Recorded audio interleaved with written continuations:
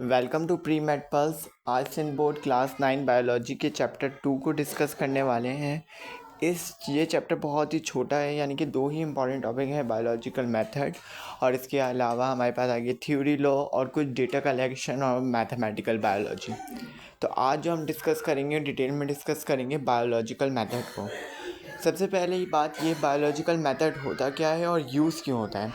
Biological method एक method है जो कि प्रॉब्लम को सॉल्व करने के लिए यूज़ होता है। किसी भी तरीके की प्रॉब्लम जो कि हमारी लाइफ से रिलेटेड होगी, इकोलॉजिकल सिस्टम से रिलेटेड होगी, किसी भी चीज़ से रिलेटेड होगी, उसको सॉल्व करने के लिए जो मेथड यूज़ होता है उस मेथड को बोलते हैं बायोलॉजिकल मेथड। इसके ज़रिए हम अपनी नॉलेज को एडवांस करते हैं।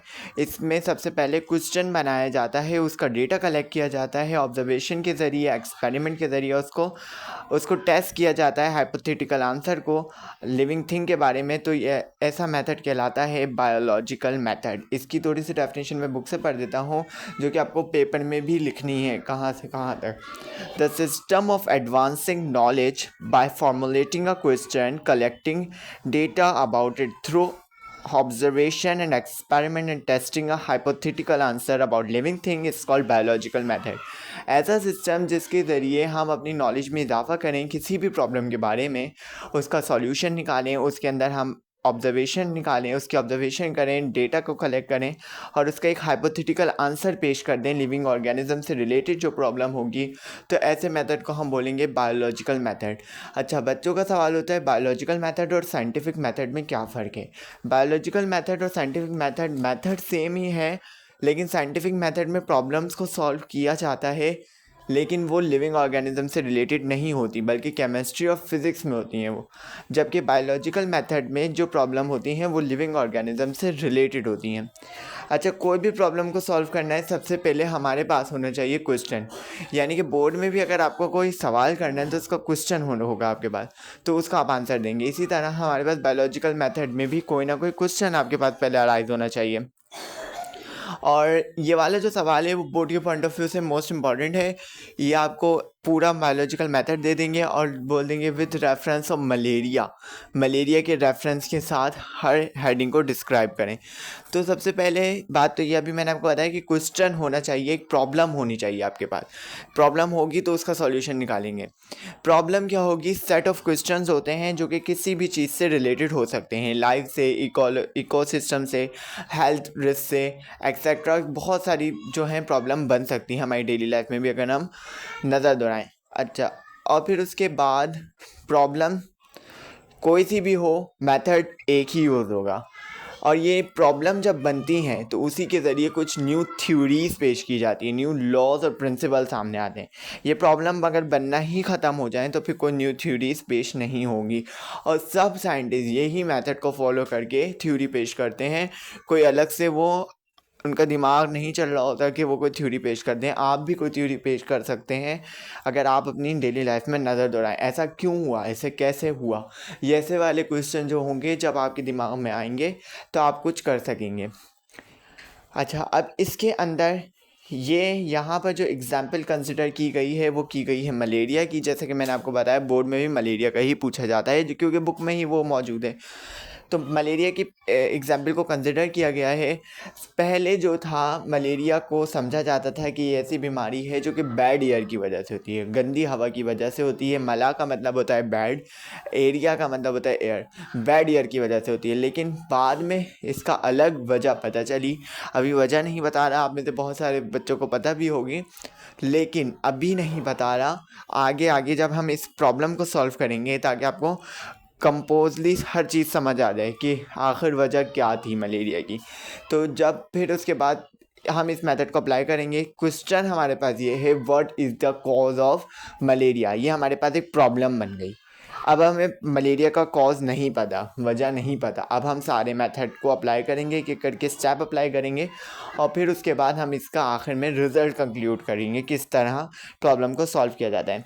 सबसे पहला जो स्टेप होता है वो होता है हमारे पास ऑब्जर्वेशन का, जो कि सबसे पहला और बुनियादी स्टेप है। ऑब्जर्वेशन से मुराद ये है कि हम इसके अंदर अपनी ऑब्ज़र्व करें चीज़ों को। ये पहला स्टेप है और इसके अंदर प्रॉब्लम के रीज़न को बताया जाता है कि भाई ऐसी प्रॉब्लम, ये प्रॉब्लम हो क्यों रही है, किस वजह से हो रही है, रीज़न को बताया जाता है। इसके अंदर हमें क्वेश्चन की ज़रूरत होती है और हम जो ऑब्ज़र्व करते हैं उसको स्टेट करते हैं। जो बायोलॉजिकल प्रॉब्लम का सॉल्यूशन है वो स्टार्ट ही ऑब्जर्वेशन से होता है। जब तक हम किसी चीज़ को ऑब्ज़र्व नहीं करेंगे हम किसी भी प्रॉब्लम को सॉल्व नहीं कर सकते। अब इसके अंदर ऑब्जर्वेशन भी दो तरीके की होती हैं हमारे पास, एक क्वालिटेटिव होती है और एक क्वांटिटेटिव होती है। क्वालिटेटिव ऑब्जर्वेशन से मुराद ये है कि हम अपने 5 सेंसेस को यूज़ करते हुए किसी भी प्रॉब्लम को ऑब्ज़र्व करें, और क्वांटिटेटिव का मतलब ये है कि हम किसी मेजरमेंट टूल्स की मदद से किसी प्रॉब्लम को ऑब्ज़र्व करें, प्रॉब्लम के कॉज को ऑब्ज़र्व करें। तो ये जो मलेरिया का जो केस था इसके अंदर हमने यूज़ करनी है क्वांटिटेटिव ऑब्जर्वेशन, क्योंकि क्वालिटेटिव से काम नहीं बनेगा। क्वालिटेटिव हम जब यूज़ कर सकते हैं जब हमें किसी चीज़ का पता ना हो।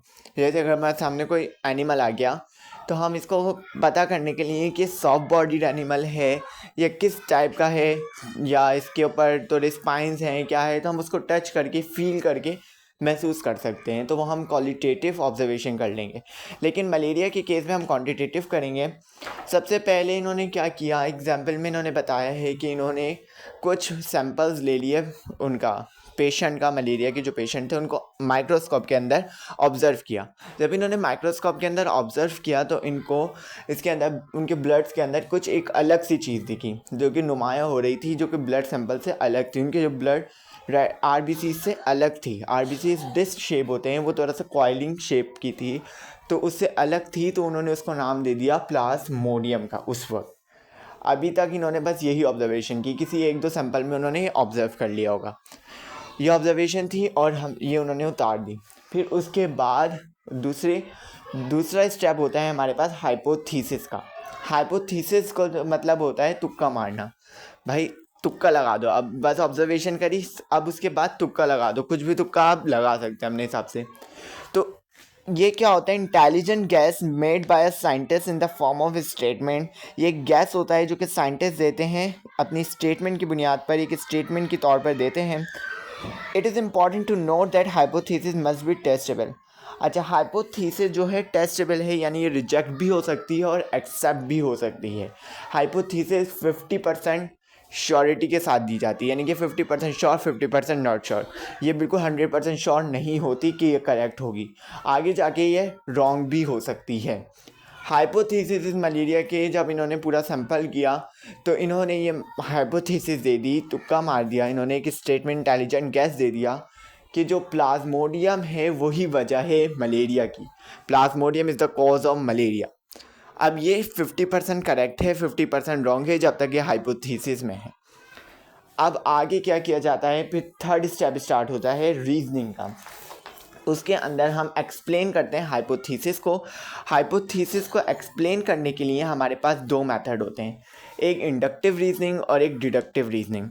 इंडक्टिव रीजनिंग का मतलब है move from specific to general, किसी आम बात से किसी ख़ास बात की तरफ जाना। आम बात से ख़ास बात की तरफ स्पेसिफिक टू जनरल, ख़ास बात से आम बात की तरफ जाना।